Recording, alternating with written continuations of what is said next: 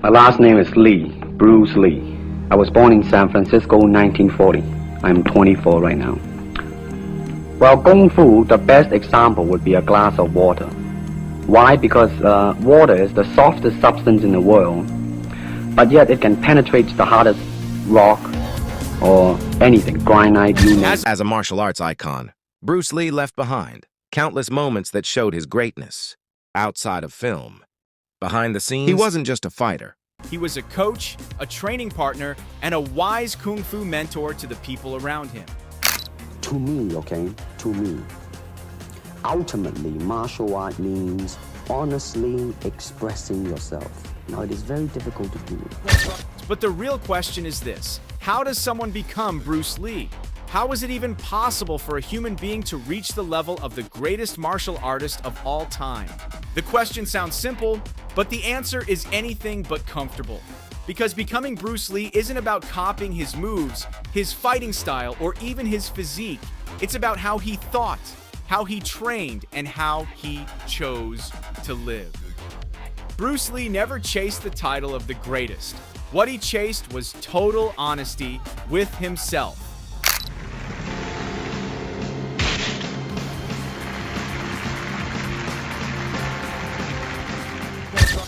His journey always started from the foundations.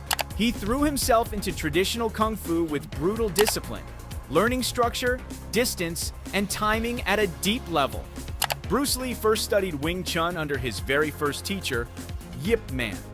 Master Yip taught him using wooden poles, the wooden dummy, and live sparring drills that forced Bruce to apply technique under pressure.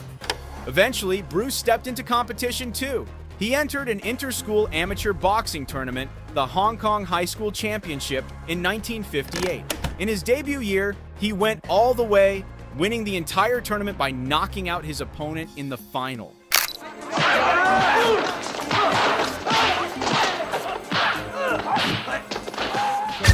After that, his father made a big decision. He sent Bruce back to America and told him to finish his studies there. With just $100 in his pocket, 18-year-old Bruce left Hong Kong for the United States and settled in Seattle, where he enrolled at the University of Washington to study philosophy. But Bruce Lee was never truly interested in sitting in classrooms. Martial arts was already in his blood. He started teaching other college students, giving private lessons and small group classes, turning his passion into a way to make a living. In 1963, Bruce opened his first martial arts school in Seattle. By 1964, he opened a second school in Oakland. Slowly but surely, his name began to spread through the martial arts community. But Bruce refused to be trapped inside a single style. Boxing, wrestling, fencing, karate. He studied all of them. Not to collect techniques like trophies, but to test them. Whatever worked, he kept. Whatever didn't, he threw away without hesitation. Adaptability was Bruce Lee's core principle, and it became the foundation of his most famous quote: "Be water."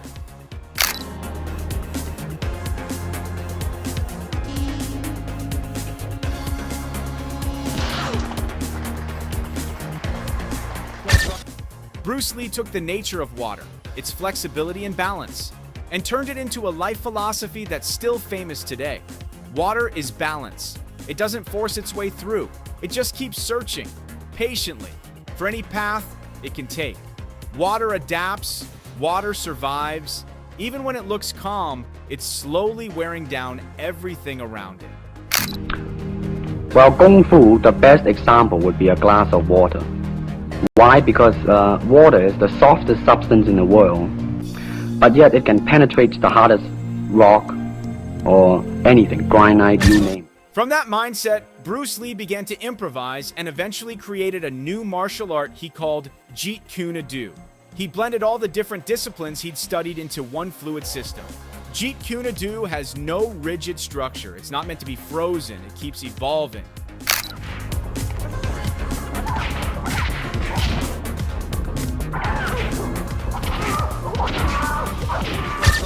Bruce Lee's martial art was designed to move like water, built for speed, power, and defense, all with one purpose: to break through and overcome any opponent standing in front of you.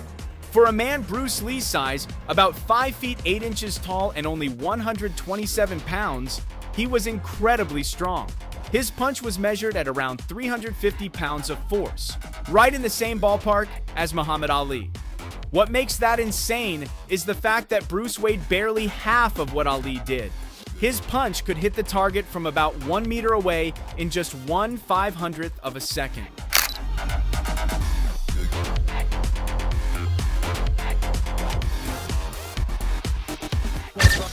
On top of that, Bruce Lee could blast a 135-pound heavy bag straight up into the air, launching it almost 5 meters high.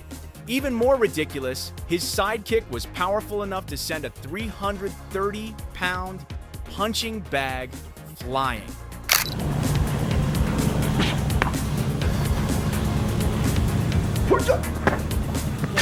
In one piece of footage, you can see Bruce driving a 200-pound man backward, just by kicking into a protective shield he's holding. Training at his house backyard. It was taken at the first house Bruce and Linda purchased in Bel Air, California. In another clip, a skinny man gets sent crashing through a wooden wall after eating one of Bruce Lee's full-power side kicks.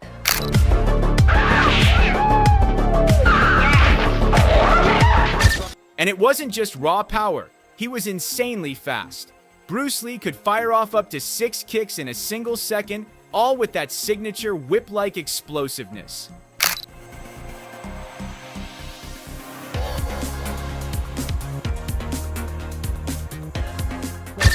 In some demonstrations, Bruce Lee was able to fire off 2 punches in a fraction of a second.